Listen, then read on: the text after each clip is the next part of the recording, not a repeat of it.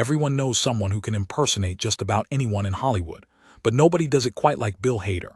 These are the hilarious impressions that left celebrities and everyone else in stitches. I go, what should I wear? And they go, well, Seth, what do you think? And he's like, I really don't give a shit. He can literally wear like whatever the he wants. I mean, I don't really care. Makes zero difference to me. It's like, I mean, no one cares. So yeah. That Seth Rogen impression was already spot on, but Bill Hader somehow managed to top it when he hilariously impersonated Tom Cruise, reacting to his impression of Seth Rogen. And then Tom Cruise walks in, and even those guys are like, whoa, and he's super stoked to be there. You know, just like, yeah, oh, boom. You know, like, he sat down next to me, and he's like, I love your work. And I went, oh, thanks. I love your work too, Tom Cruise. You know, like, thanks. I go, yeah, you know, I'm friends with Judd Apatow and Seth Rogen, and they went to your house. He went, yes. They did come to my house. And I said, Seth Rogen was like, you know, it was amazing. He has like a bike track in his backyard. It's phenomenal. And I did a Seth Rogen impression, and it was like I did a magic trick. Tom Cruise was like, yeah. And he pointed at me and he goes, you do impressions and you're on Saturday Night Live. And I went, hey. It was like he won a game show. He was like, yeah, Tom. Christopher, I can't believe you made it. Is that you? Stanley, how's by you? Long time no see, big hug. Hey, big hug. Big hug. Wow! When's the last time I saw you, Stanley? It's my brother John's wedding 15 years ago. That wedding was so nuts. I recall we stole the ice sculpture. I wonder what happened to it. I don't know, it probably melted. Makes sense. Bill Hader has a talent for turning ordinary interviews into complete improv chaos. In this one, the conversation takes an unexpected turn that somehow ends with his hilarious impression of Arnold Schwarzenegger as a baby. That was also kind of a Schwarzenegger a little bit. Yeah. I'm 4.5, father. You got to get out of here. Get out of this. The bomb in there. Get out. Dad, come on. You got to go. I need to pull up on now. I need to go to watch Peppa Pig. Come on. I love Schwarzenegger as a baby. Yeah. This is so much fun. I want to watch Doc McStuffins. And then I need my yogurt. Come on. I threw up. I need Pedialyte.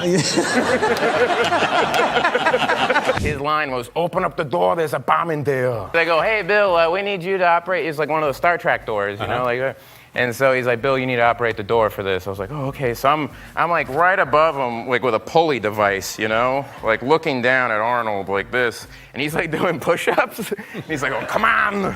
Come on, yeah. Come on, like trying to get pumped up for the scene, you know? So they're like, all right, and action. And he's like, open up the door, there's a bomb in there, come on. And he starts banging this door, and I'm like holding on to this thing.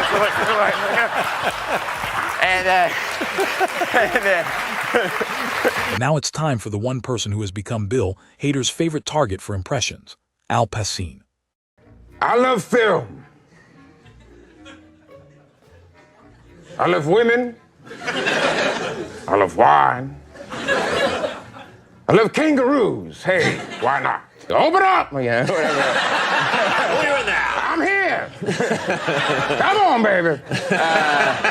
But supposedly he said, It's good. That has happened to me before. and I was like, all right, That's cool. nice. Oh, thanks. Balance.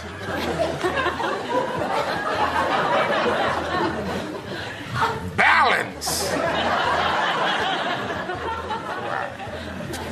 Checking. All right, here we go. Press 1 for customer service. It's ringing. All right. All right. There's something strangely brilliant about perfectly impersonating an accent that almost nobody can fully understand. Somehow, Bill Hader heard every word, made complete sense of it, and then turned it into something even more hilariously impossible to Sexy Beast is understand. great, but you watch those and it's all like, all right, we're gonna go down Spain. We're gonna go down to Spain. And I'm like, all right, they're gonna go down to Spain. So then we're gonna get Gal to do a job. And I'm like, hey, all right, they're gonna get Gal to do a job. He's like, and then we're gonna buff up, but the talk that's it.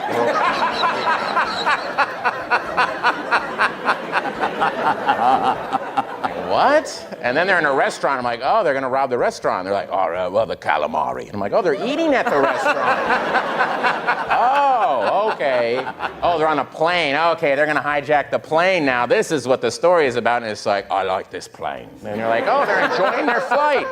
Bill Hader isn't just loved for his incredible impressions. It's the unexpected voices he chooses that make them even better.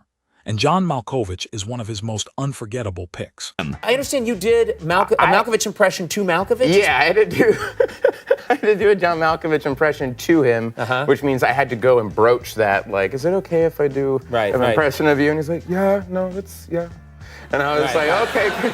And but the funny thing about John Malkovich is like he's a huge college basketball fan. I didn't know that. Yeah, and I didn't really know. I was like, yeah, do you like basketball? He's like, oh yeah, I think. And he's always like, like drinking. He's like, oh, I think Duke is really gonna give North Carolina a run for their money this year.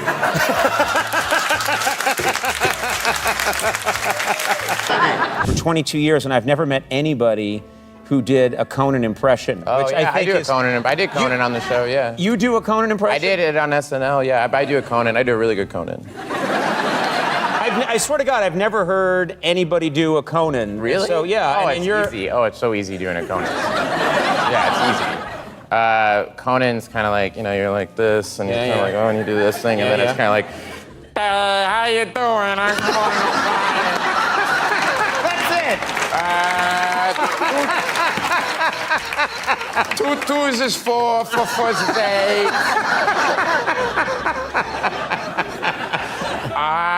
Conan O'Brien.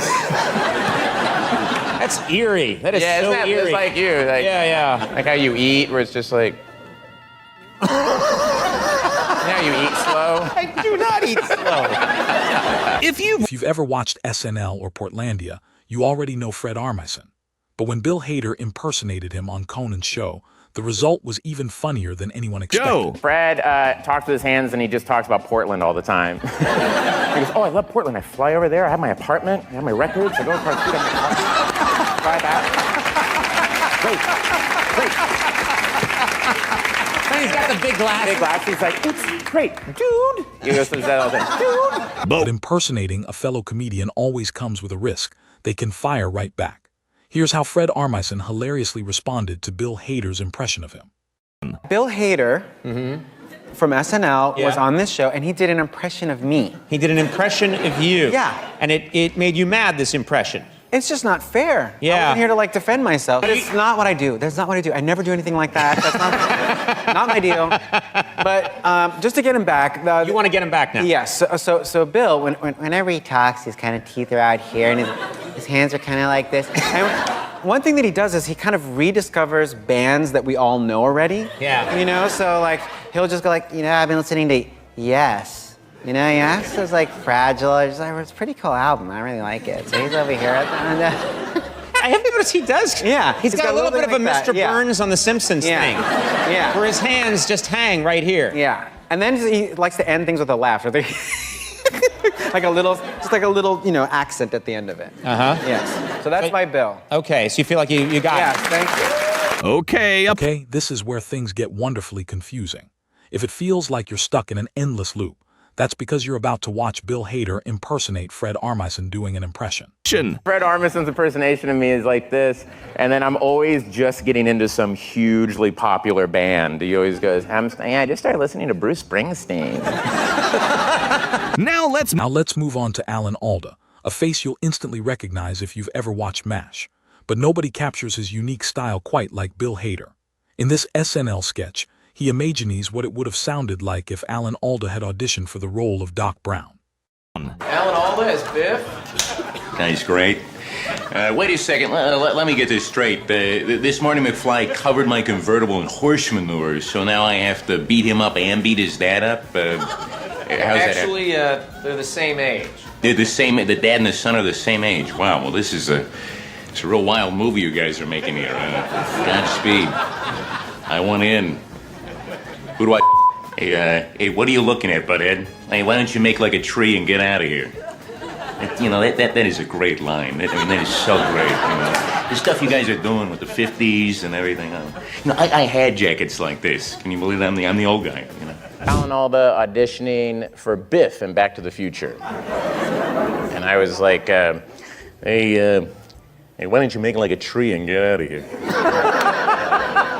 I gotta tell you, this is just great. I love this. This is a great movie. Such a great impression. Nobody watches Jurassic Park and thinks it needs more Al Pacino. But Bill Hader decided to test that idea anyway, and the result was far funnier than anyone could have imagined. Welcome to Jurassic Park, you dumb. Mr. Pacino, this movie is supposed to be PG. PG? Well, that's gonna be a nightmare for this guy. No. All right. Which dinosaur do I buy the cocaine from? You're gonna order a lemonade for me, little child. And if you don't order a lemonade for me, you're gonna go right to hell. Oh, Harry Styles with a personal trainer. No, you could put more on than that. No, go ahead. You could put more on that. No, do it. No, try it. No, take it off. Some impressions are easy to stay in character with. Others are nearly impossible. And for Bill Hader, it turns out his hilarious Californian persona is the one that always makes him break Get first. back on San Vicente, take it to the 10, then switch to the 4. 4 and 5. North, and then to Milan, where you belong.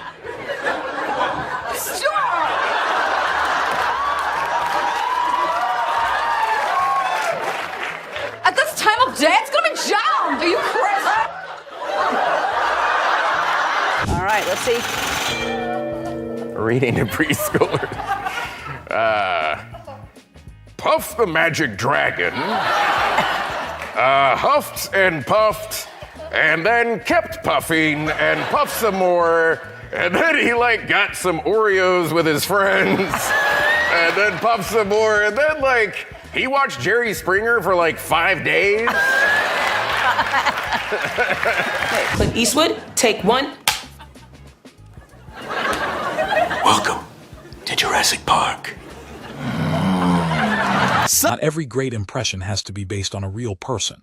Bill Hader proved that with his unforgettable President of Hollywood, a completely made-up character who somehow felt instantly familiar.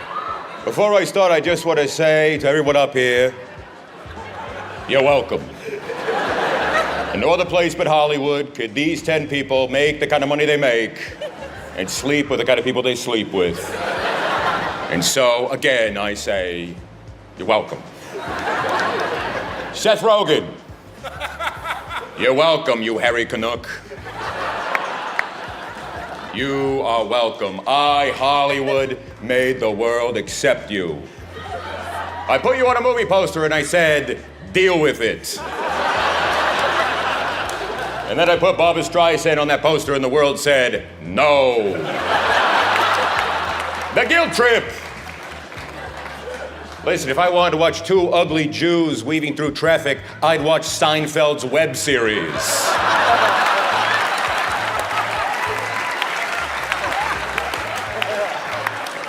And Jonah, I'm assuming you're here because Seth is? People call me all the time and they say, Hollywood, do we really need 2 of these guys? But I own you, Jonah. I own you. If I try to buy you on iTunes, it would say, are you sure you want to purchase? Because you already own this. And then Kristen Wiig's always cold. And always cold. And then she's like, are you going to that thing? Are you going to go to that thing? Are you going to go to that thing? That's what she always says. She's cold all the time? She's always cold. She's a giant space heater with her just going around. And he can do, I go, how did they do that thing in the first movie where your eye kind of goes up when Pennywise, I don't know if you guys saw the movie, but when he senses something, he kind of goes or whatever. Yeah. And his eye goes like that. And I go, how is that a digital thing? And he went, oh, you mean this? And then he just He did does it. it. I was like, ah! Did you? Most people know Bill Hader as one of the greatest impressionists and comedians of his generation. But what many fans don't realize is that he's also an enormous Star Wars fanatic. His love for the franchise goes far beyond casually watching the movies. He spent years obsessing over its characters, voices, stories, and every tiny detail that makes the galaxy so unforgettable. And once you know that, one of his most incredible impressions suddenly makes perfect sense. Instead of choosing an easy celebrity voice, Bill decided to recreate one of the most iconic and unusual characters in the entire Star Wars universe, Jabba the Hutt. It sounds like an impossible impression to pull off, but somehow he captures the strange voice, the unique rhythm, and the bizarre personality so perfectly that it's almost hard to believe it's coming from him. Every sound, every pause, and every growl feels incredibly authentic, proving that this wasn't just a funny joke. It was the result of years of genuine admiration for the franchise. Even lifelong Star Wars fans were caught off guard by how accurate it sounded, and before long, the audience couldn't stop laughing. It's one of those rare moments where Bill Hader's incredible talent for impressions and his lifelong passion for Star Wars come together to create something that is both hilariously entertaining and unbelievably impressive. And you did an impression in the movie of Jabba the Hutt dying. Yeah. Which was another very specific impression I've never heard before. Right. Yeah, it's the most worthless impression ever. Well, then you're on the right show. I'm on the right Yeah, show. yeah. It was like, I can do that on Conan. Yeah. Yeah, it was Jabba the Hutt died. Yeah, he was like, Bisa kubata. Bisa tuba.